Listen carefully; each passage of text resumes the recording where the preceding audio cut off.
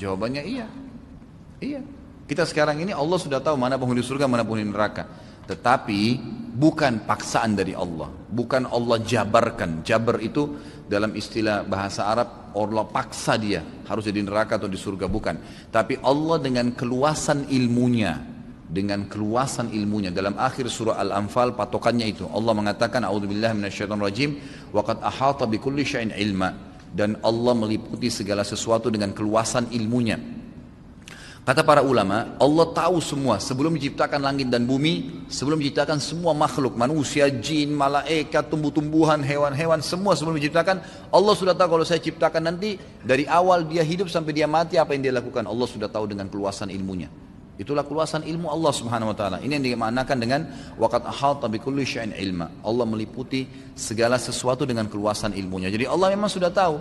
Karena Allah sudah tahu si fulan ini kalau saya ciptakan nanti dia akan pilih perbuatan penghuni neraka, maka Allah mudahkan jalannya dengan itu.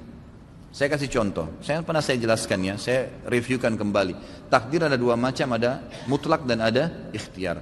Ada yang mutlak, antum tidak bisa campur tangan di situ. Lahir dari rahim ibu siapa, ya, paras wajah kita, warna kulit, umur kita, berapa lama kita akan meninggal, itu semua fungsi-fungsi anggota tubuh, kuping mendengar, mata melihat, hidung menghirup, lidah mengecap, bibir mengucap, semua itu fungsi tidak bisa dialihkan. Nggak ada orang bisa makan dengan kupingnya, nggak ada orang bisa mendengar dengan matanya, sudah begitu. Itu takdir mutlak namanya. Allah memang yang pilihin.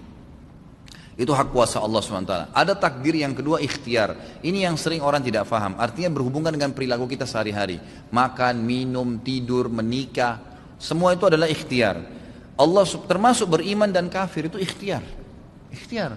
Sekarang antum bisa duduk di masjid ini, majelis kita bisa pulang. Siapa yang bisa tahan? Walaupun saya bilang jangan pulang akhi, tetap kalau antum mau pulang hak antum. Tidak ada yang bisa tahan. Tapi dengan antum memilih salah satu perilaku, duduk atau pulang, Allah sudah tahu. Pada malam itu, pada detik itu, di majelis itu dia akan pilih pulang atau dia akan pilih duduk. Dicatat sebagai takdirnya. Gitu kan? Seseorang mau keluar ke diskotik atau mau tinggal di rumah. Dia pilih kan, bebas. Gak ada yang paksa dia. Pada saat dia pilih tinggal di rumah, Allah sudah tahu sebelum diciptakan dia akan pilih tinggal di rumah pada saat itu. Dia batalin ya ke diskotiknya. Allah sudah tahu pilihan dia sebagai pencipta. Atau kalau dia keluar pilih ke diskotik, Allah sudah tahu dia akan ke diskotik malam itu. Dia akan minum atau dia akan buat apa. Maka Allah tahu apa yang dia lakukan. Maka termudahkanlah jalurnya menuju ke neraka karena pilihan dia sendiri. Ya, begitulah yang berhubungan dengan masalah ikhtiar. Jadi perilaku sehari-hari, makan, minum, tidur, beraktivitas, termasuk menikah, itu adalah ikhtiar. Ikhtiar, menjadi kafir dan beriman itu ikhtiar. Pilihan kita, bebas. Antum sekarang bisa murtad, ya, naudzubillah, atau bisa beriman, bebas. Seseorang dengan satu kalimat aja bisa murtad kok. Dia mengatakan saya murtad, naudzubillah, dengan hatinya betul-betul dia ingin keluar, maka dia murtad, gitu kan. Orang bisa dari kafir masuk Islam dengan satu kalimat, syahadu an la ilaha illallah, syahadu anna muhammadar rasulullah, muslim langsung pada saat itu, gitu kan. Jadi seperti itu ikhtiar dia, nggak ada yang paksain. Tapi Allah sudah tahu dengan kemahaluasannya, di Lauhil Mahfuz tercatat apa saja yang kita lakukan sampai kita meninggal. Ya mungkin kita belum tahu besok kita buat apa. Seperti itu memahaminya.